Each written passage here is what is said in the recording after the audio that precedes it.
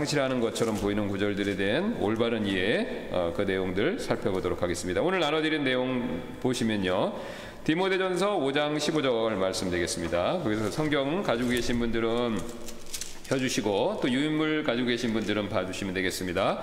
자, 여기 5장 15절 말씀 보시면 어떤 자들이 이미 사탄을 따라 돌아섰도다. 자, 그러니까 이 말씀만 딱 보시면 어떻습니까? 야, 이게 배도해갖고 신앙을 버리고 구원 상실한 거 아닌가라는 추측을 갖게 이렇게 보이죠. 그래서 이 구절은 마치 사탄을 따라 돌아섰기 때문에 구원을 상실한 것처럼 보일 수 있지만, 사실은 그렇지 않습니다. 그래서 제가 이제 누누이 말씀드린 것처럼 이 성경을 이해하시려면 문맥에 따라 이해하는 거, 우리 우트만 목사님도 누누이 말씀하시는 내용인데 문맥을 따라 보시는 게 제일 중요합니다. 우리가 그 생활에서도 그렇죠. 내가 어떤 카톡이나 이메일 같은 걸 썼는데 거기서 딱 한 구절만 빼면요, 내가 말하는 의도하고 정반대로 얘기할 수가 있습니다. 요즘에 그게 SNS상에서 난무하죠. 이렇게 딱 뽑아갖고 이 사람이 내 말하는 바하고는 정반대로 180도로 반대로 얘기를 하는 근거로 삼는다는 거, 이거는 굉장히 정직하지 못한 방법인데, 그런 걸 막기 위해서는요 문맥에 따라서 쭉 읽어야 된다는 겁니다. 그러니까 이 사람이 왜 이 말을 하다가 여기서 이 말을 했는지 이걸 이해해야 된다는 거죠. 성경도 마찬가지입니다. 역시 문맥을 따라 보시면 되는데, 자, 그러면 여기 문맥에 따라 5장 15절 한번 봐주시면 여기 14절부터 보겠습니다. 그러므로 나는 젊은 여자들이 결혼해서 자녀들을 낳고 가정을 꾸리며 비방할 기회를 대적에게 전혀 주지 말기를 원하노라. 그러면서 뭐냐면 젊은 여자 결혼하는 거 나오죠. 그 다음에 5장 5절부터 쭉 올라가서 보시면 이제 참 과부인 여자로서 외로운 자는 하나님을 신뢰하고 계속해서 밤낮으로 간구하며 기도하거니와, 쾌락의 6절입니다. 5장 빠져 사는 여자는 살아있으나 죽었느니라. 그러니까 이게 문맥에 따라 보면 뭡니까? 위에 연로한 남자 나오고 그 다음 과부 나오고 참 과부 나오죠. 그 다음에 젊은 과부 얘기가 나오고요. 11절에 그 다음에 이제 젊은 여자들이 나오고 있습니다. 14절에. 그러니까 이건 뭐냐면요, 그 사람들의 생활과 관계에 대해서 특별히 이제 젊은 과부에게 주는 내용이죠. 그래서 5장 5절하고 8절 말씀 다시 보시면 참 과부인 여자로서 외로운 자는 하나님을 신뢰하고 계속해서 밤낮으로 간구하며 기도하거니와, 8절 그러나 누가 자기 친족 특히 자기 집 사람을 부양하지 않으면 그는 믿음을 부인하는 자여 불신자보다 나쁜 자니라. 그러니까 이게 당연히 성도들에게 하는 내용이죠. 그러니까 여기서 참과부는 구원 받은 사람입니까? 안 받은 사람입니까? 받았죠. 하나님 신뢰하고 밤낮으로 간구하며 기도한다고 그러니까요. 그 내용을 봤을 때 구원받은 사람이라고 보는 게 타당하죠. 그 다음에 8절 말씀도 보면 누가 자기 친족 중 특히 자기 집 사람을 부양하지 않으면 그는 믿음을 부인하는 자요 불신자보다 나쁜 자니라. 그러니까 여기서 믿음이라고 얘기했을 때 역시 구원받은 자죠. 물론 이거 믿음 부인하는 자는 뭐냐면 가족을 부양하지 않으면 그 사람은 자기 믿음을 부인한다. 그러니까 그리스도인다운 모습을 보여주지 않는다. 이런 뜻으로 얘기하는 것이죠. 그 다음에 불신자보다 나쁜 자니라. 그러니까 이 사람은 신자라는, 반대로는 신자라는 뜻이지 않습니까? 이 사람은 신자인데 자기가 믿음이 있는 신자인데 가족 부양하지 않으면 불신자보다 어떻습니까? 더 나쁜 사람이다. 그러니까 이게 문맥에 따라 보시면 이게 믿는 자를 얘기하는 게 명확합니다. 그러면 믿는 자들인데 어떤 자들이 이미 사탄을 따라 돌아섰다. 믿는 자들인데 사탄을 따라 돌아섰다는 것은요, 믿는 자가 사탄을 따라 돌아섰다고 무조건 이 사람이 구원을 상실했다라고 말할 수가 없습니다. 일단 첫 번째 왜 그렇죠? 구원받은 자는 구원을 상실할 수가 없습니다. 누누이 100번, 1000번, 만번 아무리 강조해도 지나치지가 않습니다. 구원은 절대로 상실할 수가 없습니다. 다시 한번 말씀드리겠습니다. 또 똑같은 소리 하신다 그러는데 성경을 보셔도 구원의 확신에 대한 강조하는 내용이 굉장히 많습니다. 사도 베드로도 구원받은 것에 대해서 누구한테든지 간증할 준비를 하라고 말씀하신 것처럼 우리가 구원 받았습니까? 받았습니다. 구원 상실할 수 있습니까? 절대 안 됩니다. 라고 자기가 확신, 절대적인 신뢰가 있어야 된다는 것이죠. 그래서 그 설명은 제가 여러 번 해드렸죠. 예수님 내 손에서 큰 자 뺏어갈 자가 없다고 그러셨잖아요. 큰 자가 없으니까. 그러니까 예수님이 하나님이 한번 손 잡으면 아무리 내가 무슨 짓을 하더라도 하나님이 놓지 않으신다는 거죠. 물론 이것이 하나님이 손을 안 놓는다라고 하기 때문에 죄를 내가 마음대로 져도 된다. 그런 뜻은 아닙니다. 그런 뜻은 아니죠. 하나님이 우리를 구원해 주신 그 내용을 정확히 이해하는 사람이면요 함부로 죄를 지을 수가 없습니다. 예수님이 나를 위해서 십자가에서 겪으신 그 큰 고통, 하나님의 진노를 담당하셔서 화해연물이 되신 그 정말로 처참한 고통, 여러분 기회 있으시면요 십자가형 이렇게 구글 들어가서 찾아보세요. 그 당시에 십자가형이 얼마나 잔혹했는지 그 내용들이 쭉 나옵니다. 여기 십자가 여기 딱 찔릴 때 어딜 찔리냐면요, 여기 신경이, 여기 보시면 각자 한번 보세요. 여기 신경 지나가는 거 보이거든요. 거기를 딱 찌른다고 합니다. 그러니까 뭐냐면 여기를 딱 찌르면, 뼈 사이에 여기를 딱 찌르면 뼈가 부러지는 것과 동시에 신경을 끊는다는 거예요, 보스로. 그러니까 이게 팔목이 잘라지는 고통을 느낀다고 합니다. 양쪽 다 절단되는 고통을 느끼고, 발에도 마찬가지고요. 그 다음에 이렇게 딱 매달려 있으면요, 이렇게 가라앉죠. 뭐 우리가 생각하는 것처럼 십자가형이 그렇게 편리하고 그런 게 절대 아닙니다. 그러니까 요 족대를 하나 대놓고 그 위에 이렇게 쓰는 겁니다. 그리고 거기도 고정 못하게 각각 손목과 발에다가 못으로 고정하고, 그럼 이렇게 있으면 사람이 거기 있으니까 이렇게 손 드는 거 벌 해보셨죠? 그 학교 다니실 때 이렇게 있으면 이렇게 됩니다. 힘드니까. 그러니까 이렇게 있어도 이렇게 되는 거예요. 그럼 이렇게 되면은요, 여기가 흉부를 압박해서 숨을 잘 못 쉽니다. 한번 해보세요. 저도 해봤는데 이렇게 들고 있다가 이렇게 탁 쳐면요, 지금도 이렇게 하면 숨쉬기가 가쁩니다. 이게 점점 처져요. 그러면 이제 숨을 못 쉬어요, 점점. 그리고 탈진한 데다가 이게 팔 근육이 이렇게 여기를 누르기 때문에 숨을 못 쉬기 때문에, 숨을 못 쉬고 점점 숨이 막히니까 이거를 숨을 쉬기 위해서 몸을 이렇게 해야 됩니다. 그래야 숨을 쉬어요. 그러면 보세요. 여기 양쪽에 못 박히고 발이 있는데 이거를 발이 못 박힌 상태에 이걸 밀면요, 어떻게 되겠습니까? 양쪽 손과 발에 엄청난 고통이 나요. 게다가 이걸 올릴 때 등을 대고 밀어서 올려야 됩니다. 근데 그 십자가 나무는요, 우리가 생각하는 이런 가공 처리가 된 그런 나무들이 아닙니다. 그냥 자연목을 잘라다가 만든 거예요. 그리고 거칠거칠하죠. 그러면 그걸 등에다 대고 이걸 이렇게 밀어 올리면 뒤에 피부가 다 까집니다. 게다가 예수님은 채찍질을 굉장히 많이 맞으셔서 뒤가 거의 다 뼈가 드러날 정도로 속된 말하면 너덜너덜해진 거거든요. 다 찢어져 갖고. 그럼 거기다 대고 등을 밀고 이렇게 올려야 돼요. 그러면 그 고통이 상상을 초월합니다. 그러고 나서 올렸다가 힘이 없으면 또 떨어지는 거예요. 그러다 숨이 막히면 또 올라가는 겁니다. 예. 그러니까 요거를 이제 수백 번 해야 되는 거죠. 자기가 이제 숨이 계속 붙어 있으면. 그래서 이게 너무 힘들기 때문에, 고통스러워하기 때문에, 또 목숨이 긴 사람은 매달려서 일주일도 간다는 기록이 있다고 합니다.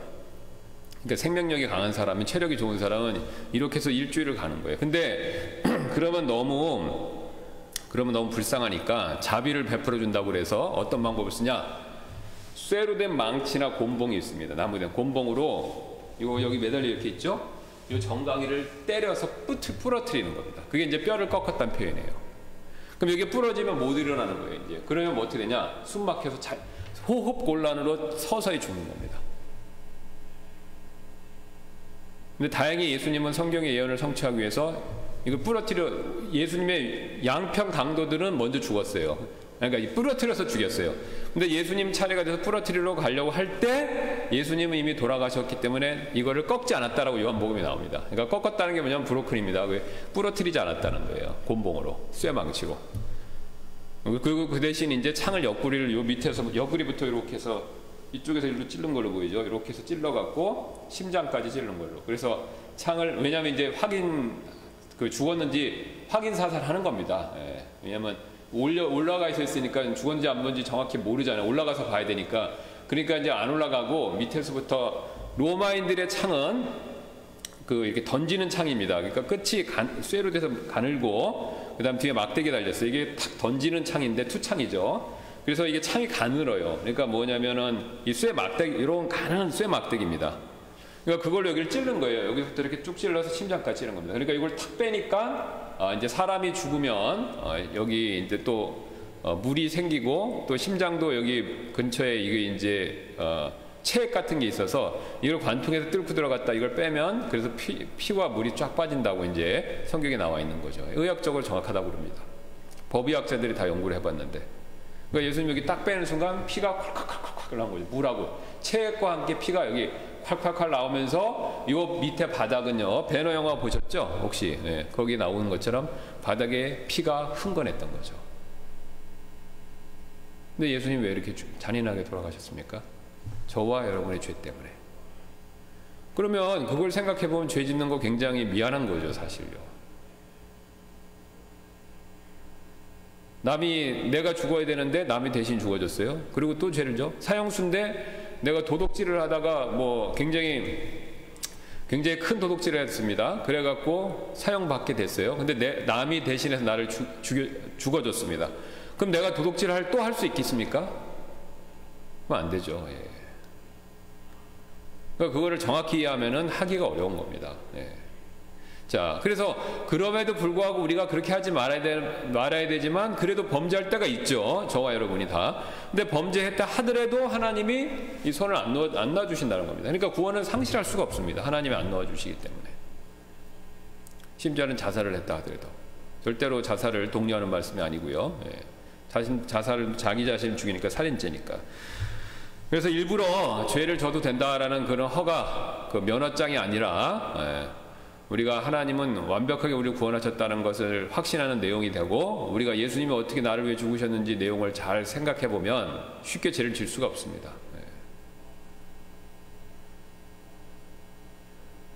자, 그런 맥락에서 이제 다시 본문으로 와서 보시면 어떤 자들이 이미 사탄을 따라 돌아섰다. 그러면 사탄을 따라 돌았다는 게 구원 상실이냐? 절대로 그렇지 않은 거죠. 이게 뭐냐면 사탄을 따라 돌아섰다는 표현은요, 그 사람이 잃어버린 사람이 되었다는 표현이 아니라 모든 믿는 자들이 그럴 수 있듯이 죄에 빠지게 되면서 그 순간만큼은 사탄에게 유혹을 받아 사탄을 따라 돌았다는 거죠. 요거죠. 그러니까 자, 이런 뜻입니다. 여기 보시면 제가 이제 이렇게 말씀드렸죠. 우리가 예전에는 구원받기 전에는 하나님이 아닌 거, 예수님이 아닌 거 붙들고 그거 좋다고 막 살다가 복음의 말씀을 듣고 어떻습니까? 야, 이 우상, 하나님이 아닌 거, 돈, 뭐 정력, 세상 지위, 명예 이런 거, 그게 나쁘다는 게 아닙니다. 하나님을 섬겨야 할 자리에다 그걸 놓고 섬기니까 그게 문제라는 거예요. 돈, 지위, 명성 이런 게 절대 나쁘다는 뜻이 아닙니다. 그거 자체가 죄악이라는 뜻이 아니라 우리 마음에 하나님을 놓고 섬겨야 되는데 하나님을 놓고 섬길 그 자리에다가 그걸 놓고 섬기는 거죠, 지금 우리가. 그게 문제라는 겁니다. 그러니까 쉽게 말씀드리면 부부간에 남편은 아내를 의지하고 아내는 남편을 의지해야 되는데 남편과 아내 대신 서로가 각각의 배우자 대신 다른 거, 뭐 남편이 가진 돈, 아내가 가진 외모, 아니면 뭐 아내가 가진 처가집 권세, 뭐 이런 거 하면 안 된다는 거죠. 그렇죠?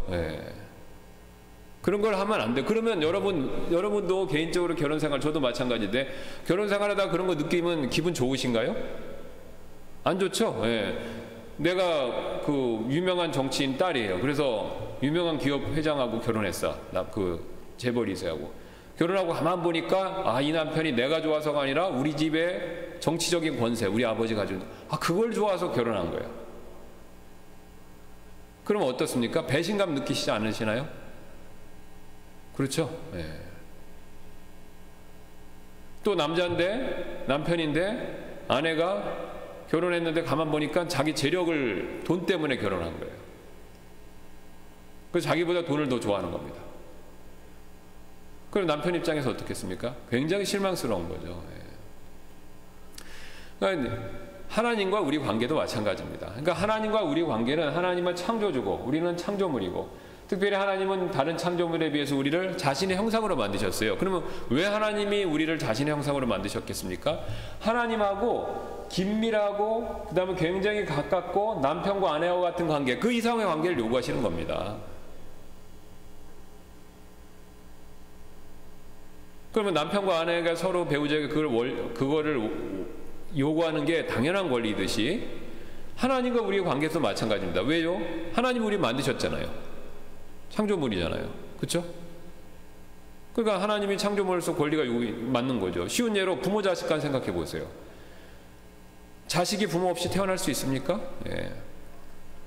부모가 자식을 창조한 건 아니지만 부모를 통해서 자식이 생명을 갖고 자라고 한 인격체로서 성장하는 거잖아요. 그럼 부모 자식 간의 관계도 동일한 거 아니겠습니까? 예. 자식이 부모님이 키워주고 그다음에 돈 준 거, 용돈 준 거 그것만 좋아하면요 부모님 입장에서 섭섭한 거죠. 예. 그러니까 하나님도 당연히 그걸 요구하실 권리가 있는 겁니다. 그래서 하나님 아니면 이렇게 붙들고 살다가 이렇게 하면 안 되겠다라고 생각하고 그거 버리고 돌아서서 회개죠. 그 다음에 예수님을 하나님을 딱 붙드는 거. 이게 믿음이잖아요. 이게. 그래서 이거 컨버션이라고 해서 이게 회심이라고 그러죠. 한 바퀴 이렇게 완전 180도 도는 거. 자, 근데 이렇게 붙들고 있다가 뒤에서 이 세상의 유혹이나 특히 사탄이 하는 말을 듣고 이렇게 고개를 돌릴 때가 있어요. 바로 요걸 얘기하는 겁니다. 요거를. 근거가 있냐고요? 여기 베드로 보세요. 베드로. 그분께서 돌이켜서 베드로에게 이르시되 사탄아 너는 내 뒤로 물러가라. 너는 내게 실족거리니라. 내가 하나님에게서 난 일들을 좋아하지 아니하고 사람들에게서 난 일들을 좋아하는도다 하시니라. 이거 우리가 베드로가 구원받지 않은 사람이라고 생각하는 사람 아무도 없습니다. 다 구원받았다고 믿죠? 흥미로운 것은 여기 보시면 베드로가 그리스도라는 고백을 앞에서 하고 일어난 이후에 일어난 사건입니다. 그러니까 베드로가 확실하게 예수님에 대한 신앙 고백하고 그 다음에 일어난 사건이니까 베드로가 구원 못 받았다고 얘기할 수가 없습니다. 자, 그런데 지금 예수님이 뭐라고 불렀습니까? 베드로 보고요? 사탄아. 그러면 베드로가 구원 상실하고 사탄 자녀 된 겁니까? 과거로 돌아가서? 그건 아니죠. 예. 지금 여기 말씀하신 것처럼 하나님에게서 난 일을 좋아하지 아니하고 사람에게서 난 일을 좋아하다가, 그러니까 이거죠. 하나님에게서 난 일을 좋아하고 따라야 되는데 사탄이 주는 얘기에 들어서 사람에게서 난 일을 좋아해서 뒤돌아본 겁니다. 롯의 아내처럼요. 딱 그 케이스죠. 예. 그러니까 구원은 상실되는 게 아니고 사탄이 하는 말을 귀 기울여갖고 그 얘기 듣고 누구한테 얘기하는 겁니까? 예수님한테. 그러니까 예수님이 이거 무슨 말씀입니까? 문맥에 따라 보시면 아시는 것처럼 예수님이 이제 장차 자신이 십자가 못 박혀 죽으실 것이다라고 하니까 베드로가 나서면서 예수님 꾸짖으면서 뭐라고 얘기한 겁니까? 그런 일이 절대 있을 수 없다라고 딱 그러는 거죠. 그러니까 예수님이 책망하시는 이 말씀하신 거죠. 사탄아.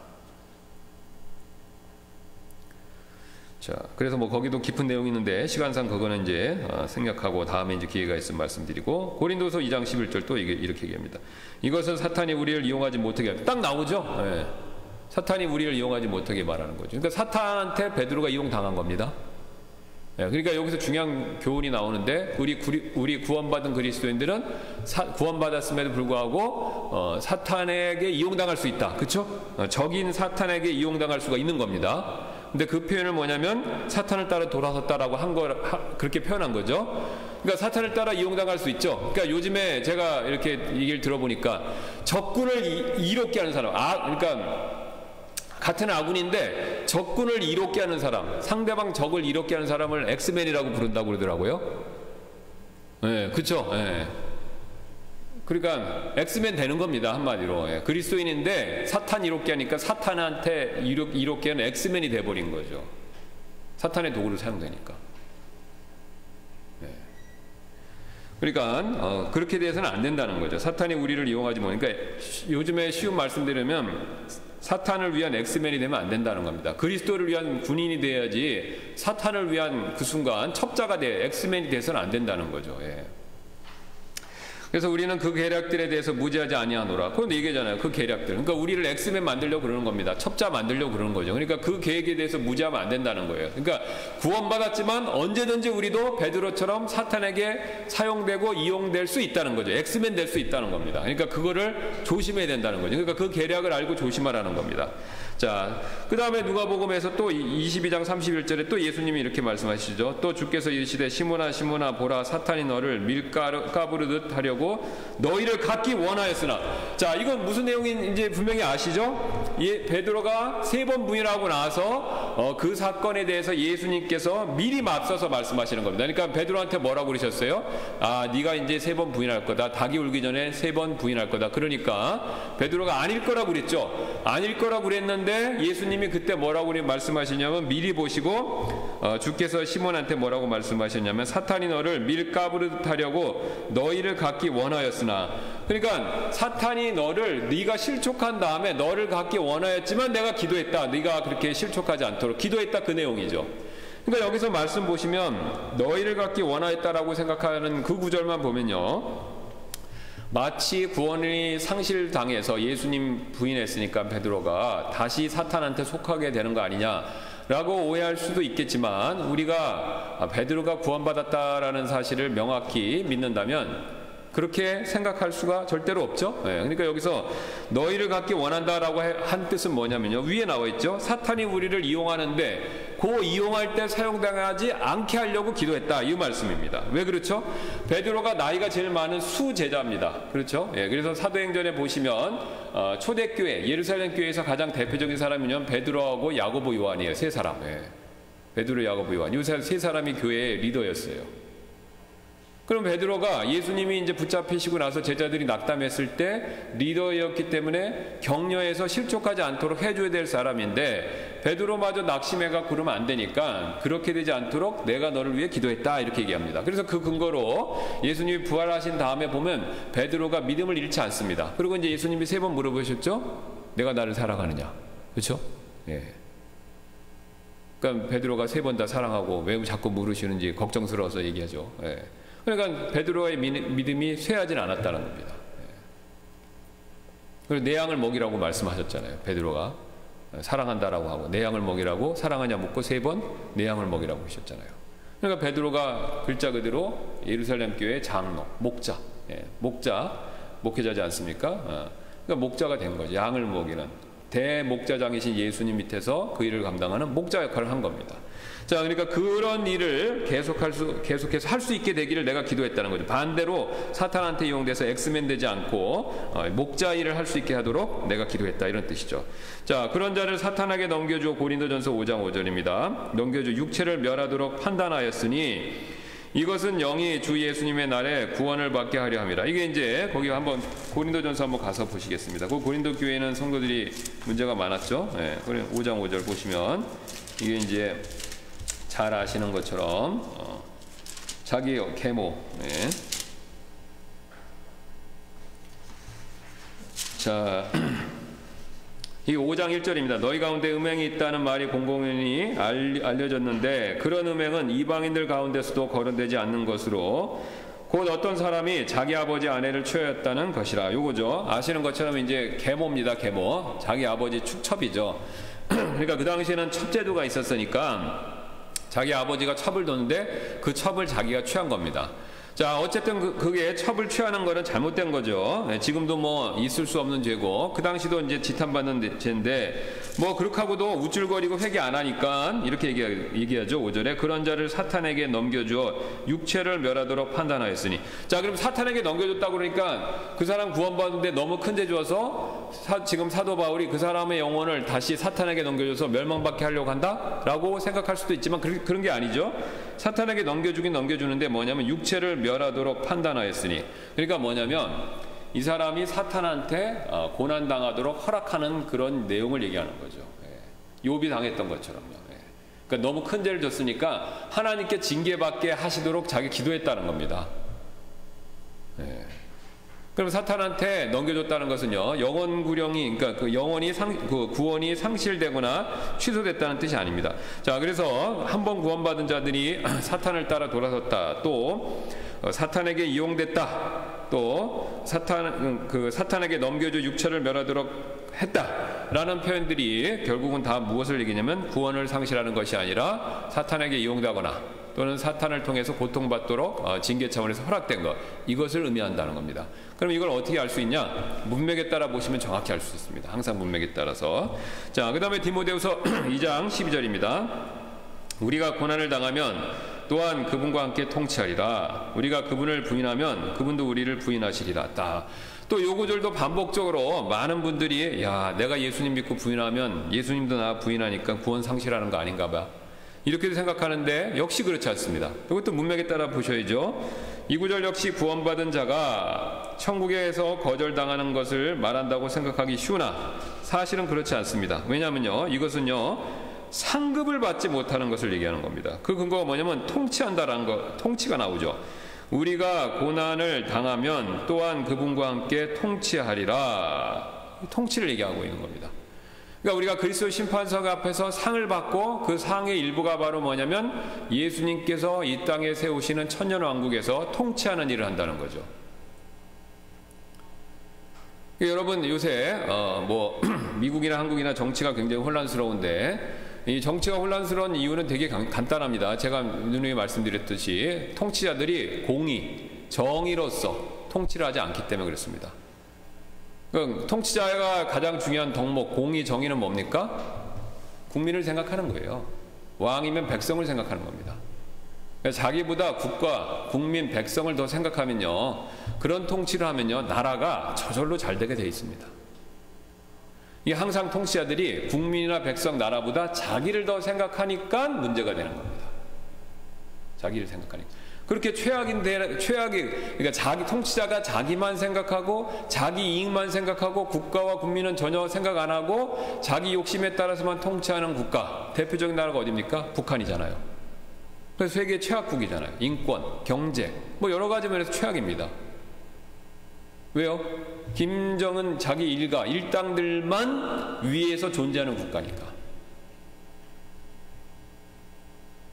굉장히 간단합니다. 예. 왜 우리가 자꾸 민주주의를 해야 된다라고 얘기하냐면요. 민주주의는 국민을 위하는 정치라고 그러지 않습니까? 그러니까 대다수의 많은 국민들을 위하는 거예요. 통치자는 그걸 위해서 섬기는 것뿐이고요. 굉장히 이상적인 거죠. 예. 그게 이제 결국 성경에서 나온 개념인데 그렇게 되면요, 그 나라는 굉장히 번성하는 겁니다. 여러분 역사를 쭉 보세요. 한국, 중국, 뭐 서양 역사도 마찬가지고 보시면요, 항상 나라가 융성하고 번성할 때는요, 그 나라 임금들이 통치자가요, 인도자 하는 사람들이 다 국민을 위해서 했을 때입니다. 제가 이제 최근에 하던 다큐멘터리를 보니까 필리핀이 1960년대까지만 해도 아시아에서 제일 잘 살았다고 합니다. 2차 세계대전 끝나고요.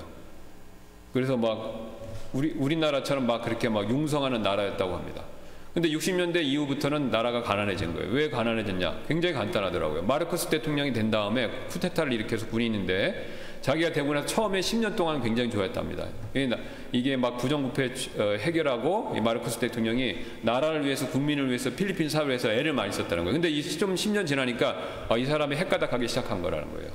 자기를 위해서 정치를 하기 시작했다는 겁니다.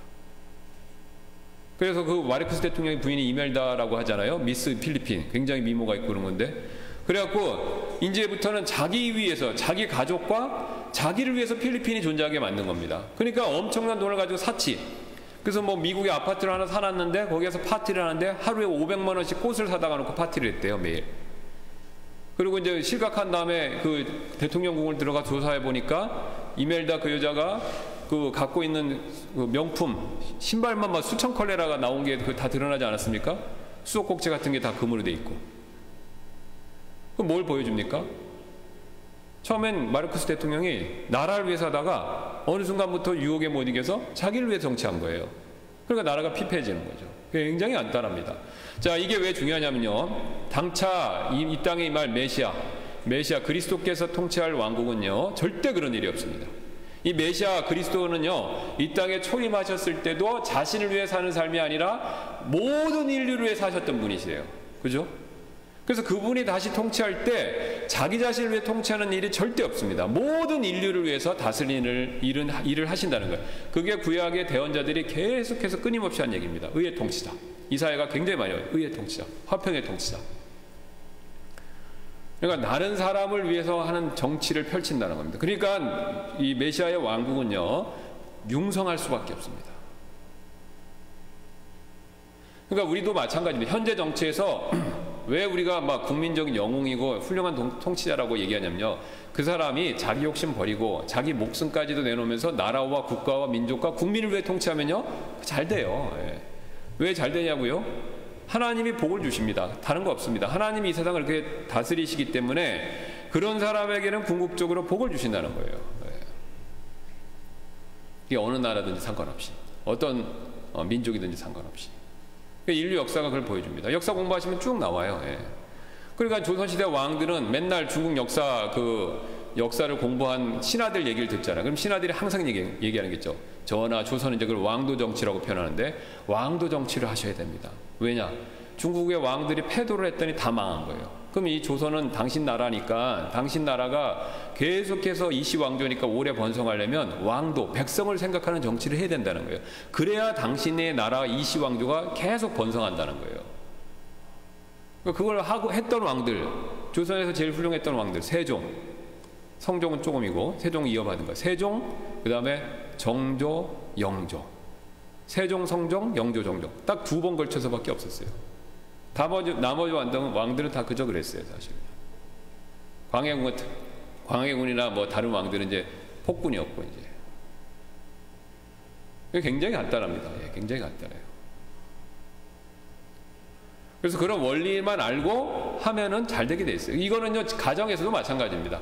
가정에서 남편이 자기 자신보다 가족을 생각하면요, 그 가정 당연히 행복하죠. 직장도 마찬가지입니다. 다른 사람 부하 직원들을 좀 더 생각하게 해주면요, 그 직장 좋은 직장 되는 겁니다. 예.